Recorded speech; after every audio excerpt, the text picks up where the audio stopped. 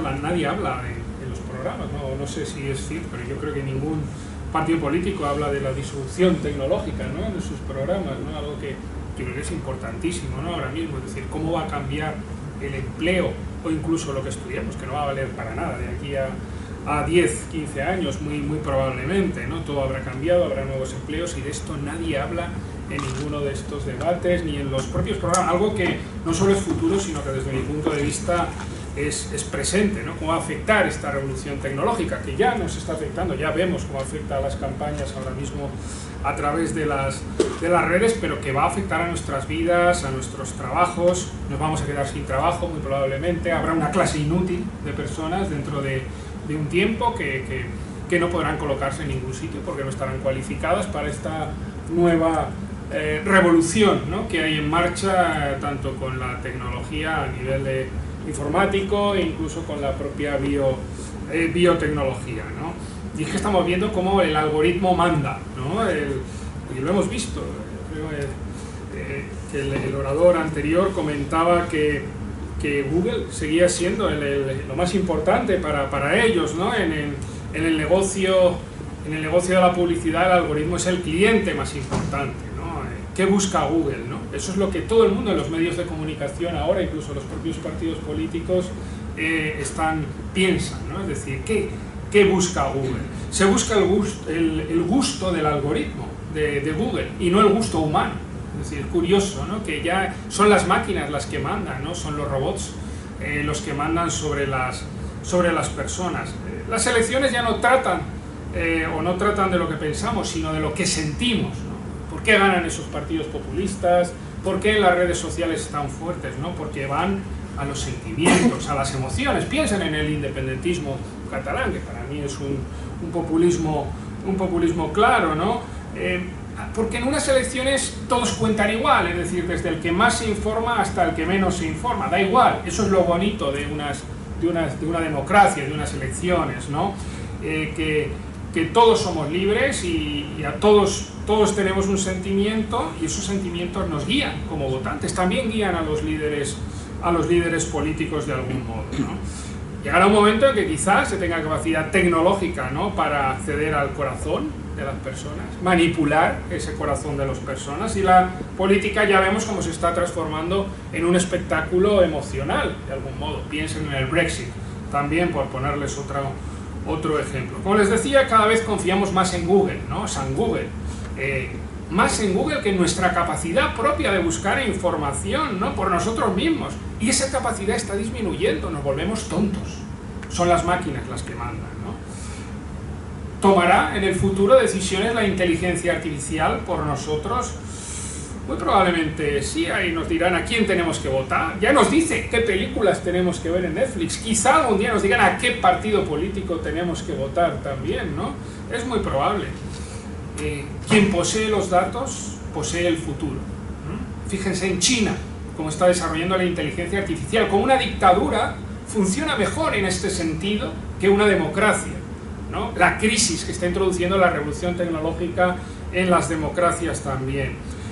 Esos datos en manos, no solamente de grandes dictaduras como la China, sino en grandes empresas tecnológicas que son monopolios en estos momentos, ¿no? Piensen ustedes en Google, piensen en Facebook, piensen en Baidu, piensen en Tencent. Es decir, piensen cómo Cambridge Analytica manipulaba los datos de Facebook. Piensen en eso. ¿Cómo nos manipulan cuando nosotros entramos en un ordenador? Yo me quiero ir este jueves a La Rioja, y cada vez que entro en mi ordenador, hoteles en La Rioja, coches en La Rioja, partidos políticos en La Rioja, medios de comunicación en La Rioja. Joder, ¿por qué saben ustedes esto de mí? Si quieres buena información, paga por ella. Tenemos que pagar, señores. Es que las redes sociales, sí, las redes sociales es la mayor fábrica de fake news del mundo. Es decir, la mayor parte de lo que circula o circulaba en redes sociales, ahora Facebook parece que se ha puesto las pilas, el señor Zuckerberg se ha puesto las pilas, es mentira. Es que nos gustan las mentiras. En el fondo es más atractiva la mentira que la verdad. Ya les digo, ¿quieren buena información? ¿Quieren información veraz? Páguenla. Los buenos periodistas no son gratis. La gente se piensa que es gratis, pero el Financial Times vale pasta. una suscripción anual. The Economist vale dinero, New York Times vale dinero, Wall Street Journal vale dinero. La basura es gratis.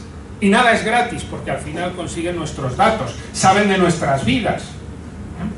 Es decir, piensen en eso. Las redes. Hay un cambio en la relación entre los partidos políticos y los votantes, claramente, ¿no?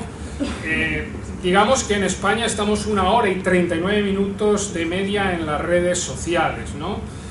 Las redes son un canal para transmitir información de algún modo, ¿no? Para transmitir mensajes de forma más directa y de manera políticamente más incorrecta. Somos más bestias en las redes sociales, ¿no? Los partidos políticos, y nos lo comentaba hace un momento, son mucho más brutos en las redes sociales.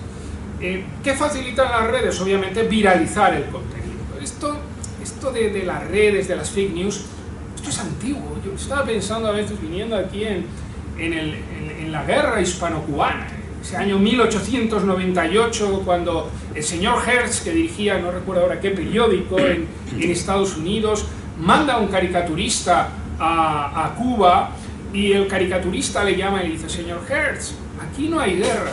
Dice: tú no te preocupes, que la guerra ya la crearé yo. Tú ya la dibujarás, la crearé yo. Pues eso es lo mismo. ¿Qué pasa? Que ahora el vehículo es mucho más rápido. Todo se puede viralizar en cuestión de segundos. El canal es mucho más rápido y llega a mucha más gente. Yo creo que esa es la diferencia. Piensen en ese potencial que tienen esos bots, ¿no? Esos bots que probablemente Rusia, aunque se le echa la culpa de todo, pero en parte sí que tiene culpa, claramente. Yo creo que eso Rubén nos hablará más de este tema. Cómo Rusia ha manipulado o manipula información y cómo nos introduce, ¿no?, a través de esos bots determinadas informaciones, incluso cómo polariza determinados temas, ¿no?, y cómo nos busca esa división. No solo digo que lo hagan los rusos, Las redes también permiten atraer de algún modo electores fuera de nuestro círculo, fuera del círculo habitual de los partidos políticos, ¿no? Yo creo que son muy importantes para crear nichos de electores, ¿no? Veíamos a Abascal, nos mostrabas hace un momento esos datos, ¿no?, como él va a nichos, ¿no? Los cazadores, el tema de la violencia de género, de feminismo, el más citado en temas de feminismo es Abascal, ¿no?, curiosamente. Pero él busca ese nicho y sabe que las redes le ayudan a buscar esos nichos, ¿no? Y es que el 85% de los españoles entre 16 y 65 años usan las redes sociales. Las redes permiten también esa segmentación de públicos, ¿no?, que es muy importante, ¿no? Las redes han revolucionado la comunicación. Pues sí, sinceramente sí, consumen nuestra atención. Cada vez, yo creo que damos 2.600 toques al día a un móvil. O sea, es importante captar nuestra atención, ¿no? Cuanto más información se consume a través de las redes sociales, más difícil es crear un espacio compartido de comunicación política. Las redes son compartimentos estancos, nos dividen, nos polarizan, nos enfrentan, hacen que sigamos a los que siempre seguimos, no somos autocríticos, no nos preguntamos, no dudamos. Es decir, nos reafirman de algún modo, erosionan la esfera pública de las democracias, crean desunión política, y eso es muy claro. Hay que tener en cuenta también que Facebook y Google, esos monopolios de los que hablaba, esos quizá grandes hermanos, ¿no?, con más de la mitad de la publicidad digital del mundo, y si no, hablen con los medios de comunicación. Yo que he tenido la suerte de estar viajando estos 2 meses por todo, he estado visitando todas las comunidades autónomas, viendo a todos los directivos de todos los medios de comunicación regionales de España, pues alguna comunidad autónoma, que de La Rioja, que iré esta semana, y les puedo decir, todos se quejan de lo mismo, de Google y de Facebook, ¿no? El daño que les ha hecho. No encuentran el modelo de negocio, nadie lo encuentra. Crece el aumento de lectores en la red, pero les disminuye en papel, por ejemplo, los periódicos, y no son capaces de compensar publicitariamente, porque la publicidad no da dinero online a los medios de comunicación, no da dinero a Facebook, da dinero a Google, pero no da dinero a los medios de comunicación. Hay que repensar los medios de comunicación, claramente. Nos pueden ayudar realmente a discernir la buena de la mala información, a ayudarnos frente a esas fake news. Y yo creo que hay una erosión clara de esos medios tradicionales que tienen que encontrar un nuevo modelo de negocio. Y es que las redes lo que hacen, como les decía, es reafirmar opiniones, crear compartimentos estancos, hacen un sesgo, ¿no? De algún modo. Ponen en marcha eso que se llama disonancia cognitiva, es decir, que digamos que cuando algo nos divide nuestra mente de algún modo, siempre vamos hacia lo que nosotros tenemos en mente, ¿no? Eso hace que el fact-checking, por ejemplo, no funcione, o tenga un efecto limitado, o incluso a veces sea contraproducente desde mi punto de vista, porque lo único que consigues es que se hable más de esa mentira, de esa fake news muchas veces, ¿no? Y como les decía, me preocupa mucho esa debilidad de los medios de comunicación tradicionales, el ascenso de las grandes plataformas como Google, Facebook, con monopolios, se han convertido en monopolios de la información. Creo que hay que aplicarles, ya se les está aplicando. Facebook, por ejemplo, sí se ha puesto a las pilas, las reglas que se aplican a los medios de comunicación sobre publicidad política. Creo que falta alfabetización digital. Nos tienen que enseñar en los colegios, hay que enseñar a la gente cómo consumir la información, cómo se crea la información. Hace unas semanas visitaba a la directora del Diario de Navarra, Inés Artajo, y me comentaba un proyecto muy interesante en ese sentido, y era que los periodistas del Diario de Navarra estaban yendo a los colegios e institutos de Navarra a explicar a los chavales cómo se crea la información, cómo discernir información, cómo leer distintos medios. Me parece muy interesante eso para luchar contra las fake news y todo lo que es información falsa o manipulada. Hay que poner en marcha más proyectos de ese tipo desde mi punto de vista. Y el problema es, como les decía, bueno, ahora vamos a los partidos políticos, pues se han dado cuenta que las redes son muy potentes, que ahora suben un contenido en redes y tienen un feedback a los 15 segundos de publicar cualquier cosa, ¿no? Eso no ocurría quizá hace 5 años, probablemente DJMI nos lo pueda decir mejor, ¿no? ¿Qué hacen los partidos políticos? Ven las encuestas, cruzan segmentos, seleccionan el tipo de votante, dónde vive, elaboran un mensaje muy objetivado, muy targetizado, y luego le bombardean, ¿no? con información. ¿Por qué? Pues porque ya ven que el 53% de los españoles comparte noticias a través de las redes sociales, y 1 de cada 3 españoles las comenta en estos momentos. Porque ya vemos cómo hay un porcentaje ya que cada vez es más alto que utiliza también para esto WhatsApp, por ejemplo, ¿no? Facebook y WhatsApp lideran de algún modo. YouTube, Twitter e Instagram, por ejemplo, crecen entre los jóvenes también, el uso de estas redes entre los jóvenes. El 64% ya en España usa el móvil para informarse en 2018. Hay un incremento muy importante respecto a 2017, es decir, que vamos como va creciendo ese uso del móvil para informarse. El 40% de los internautas ya han visto por lo menos algún podcast, también esta moda de los podcasts que estamos viendo en estos momentos.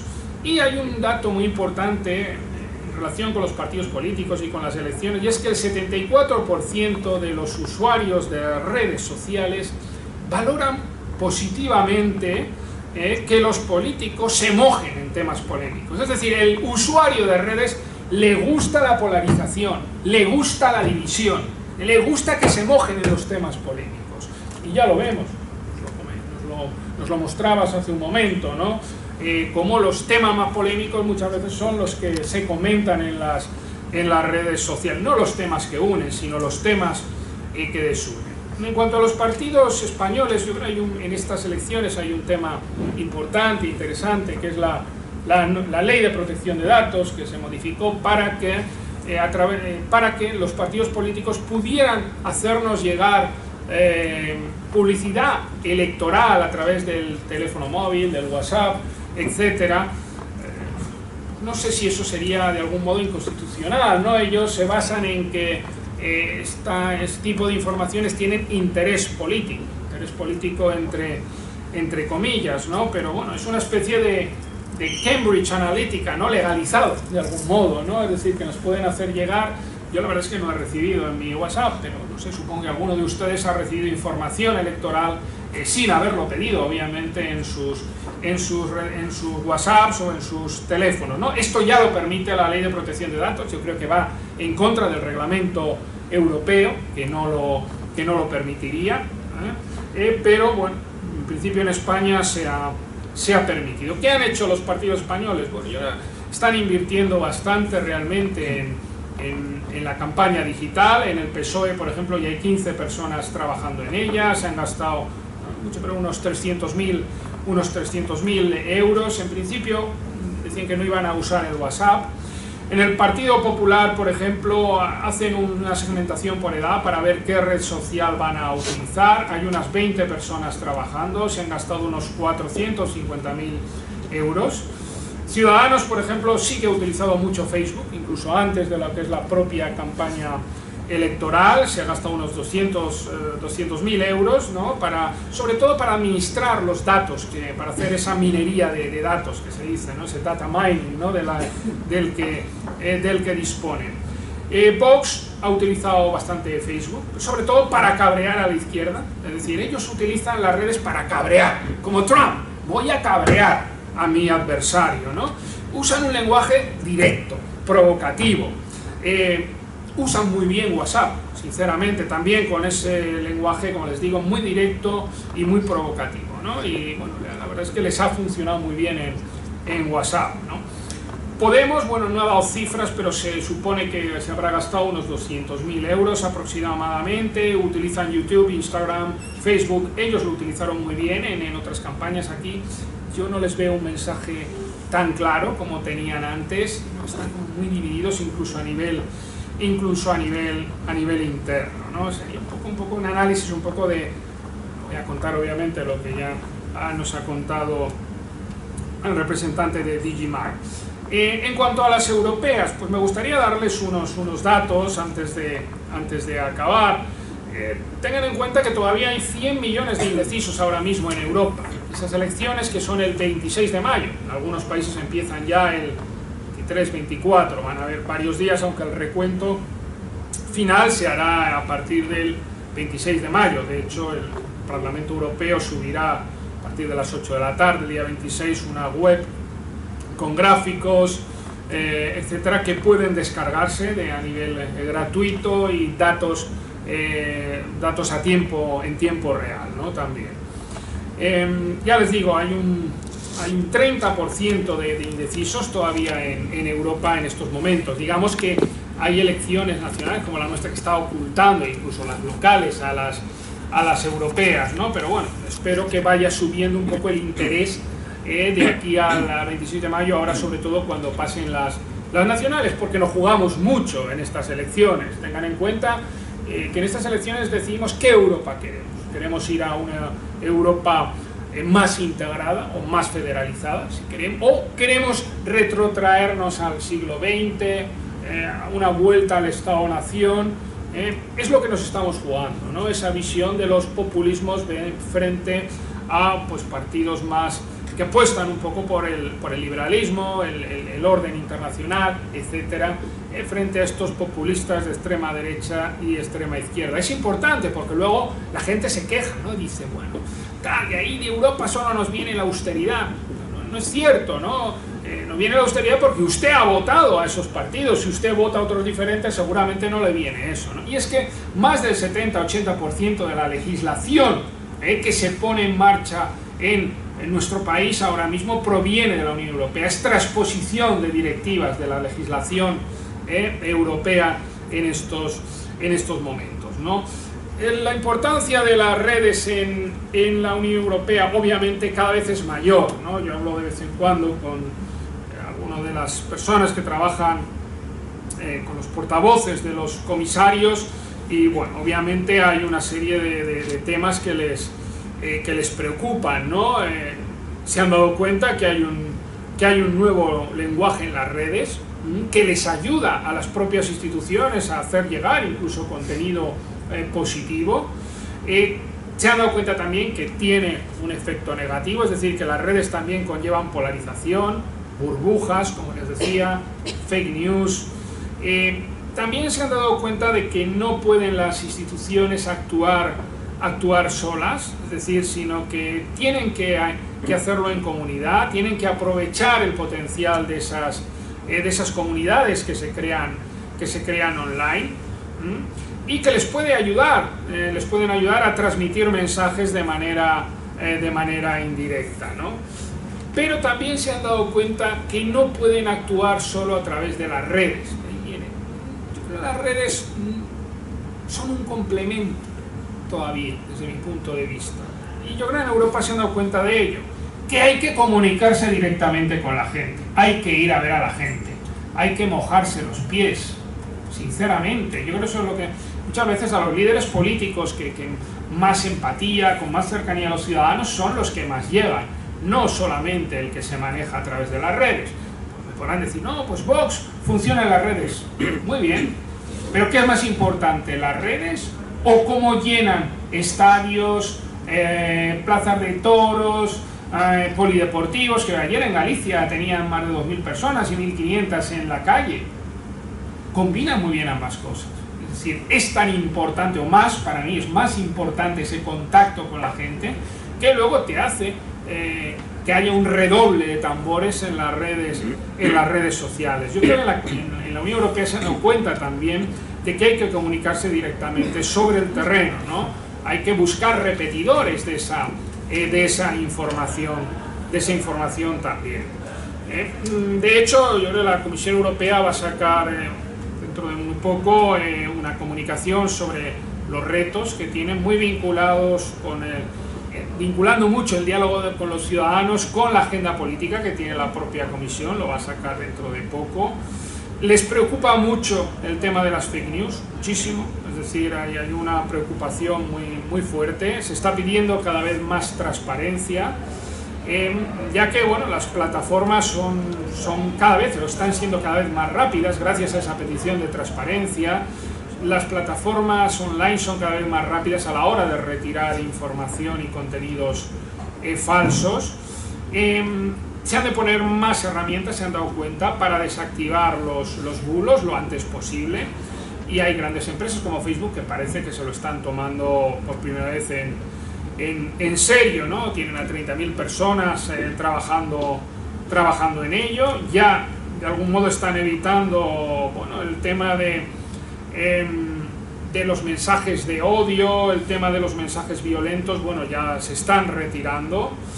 También de algún modo se está penalizando el contenido falso, va muy abajo cada vez más, y incluso, bueno, se están dando las fuentes iniciales de un contenido, de dónde parte ese contenido. Es decir, que Facebook parece que ahí se está poniendo un poco a las pilas, porque obviamente la confianza en Facebook ha disminuido bastante también en los último año y medio, 2 años, ¿no? Desde las elecciones americanas hasta ahora ha disminuido bastante, con el tema de Cambridge Analytica más todavía, ¿no? Según Facebook se ha reducido el 80% de las noticias falsas que publicaban.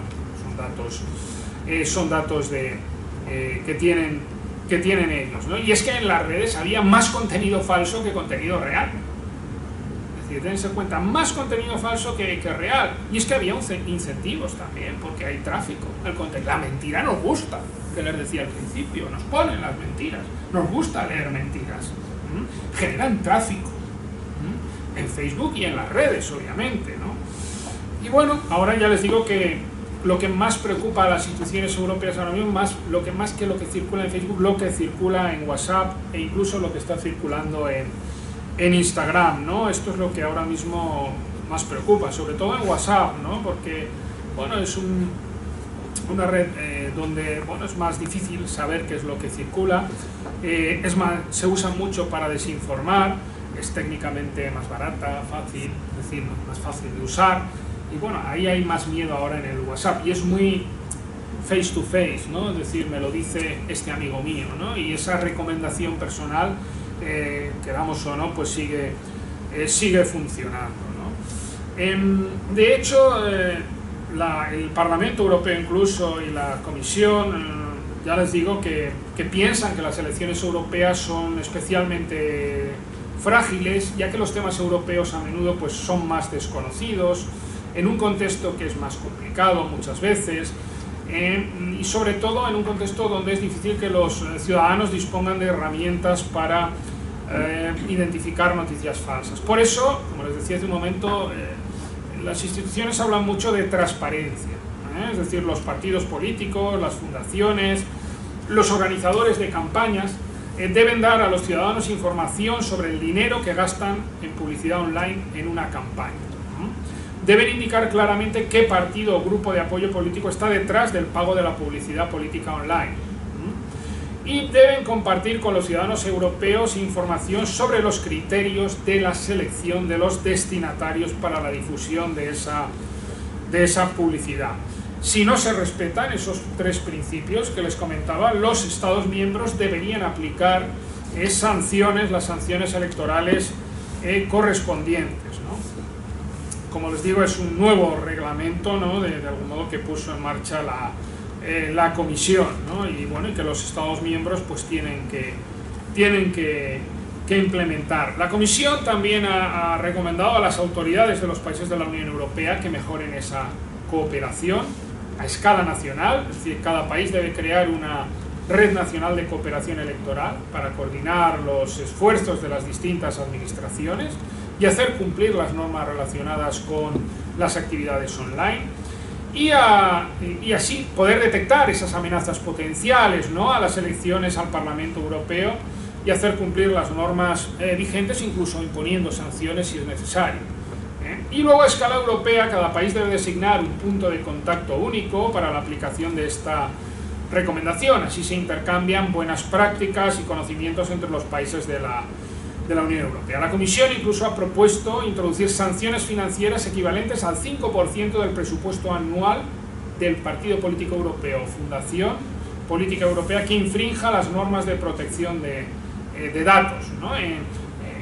Si hay algún intento de influir en el resultado de esas elecciones al Parlamento Europeo. Luego también ha habido recomendaciones en cuanto a la ciberseguridad, ¿no? Para que los países adopten medidas técnicas y organizativas para gestionar los riesgos de seguridad en las redes. Pues no sé, aquí en España creo que está el Departamento de Seguridad Nacional en Moncloa desde hace un par de meses, 3 meses, coordinando, ¿no? un grupo de trabajo donde está también el Ministerio del Interior, el CNI, esto Rubén seguro que lo sabe mejor que yo, ¿no? Que también está trabajando para proteger de esos posibles ciberataques, la empresa Indra, que es la que se encarga del recuento de los votos. Bueno, hay un grupo de trabajo en Moncloa, ¿no? Que, bueno, pues que se dedica a intentar evitar que haya problemas, no solamente en las europeas, sino también obviamente en las elecciones del 28 de abril, ¿no? Y bueno, ya les digo que todos estos retos son muy importantes para Europa, porque casi la mitad de los ciudadanos de la Unión Europea se están informando a través de las redes sociales, ¿no? Entonces, bueno, es importante que haya un control, ¿no? Realmente. También, bueno, el Parlamento Europeo ha puesto en marcha distintas resoluciones para evitar formatos de propaganda hostil, el discurso del odio, por ejemplo, del Daesh, también que Rusia use propaganda para debilitar a la Unión Europea.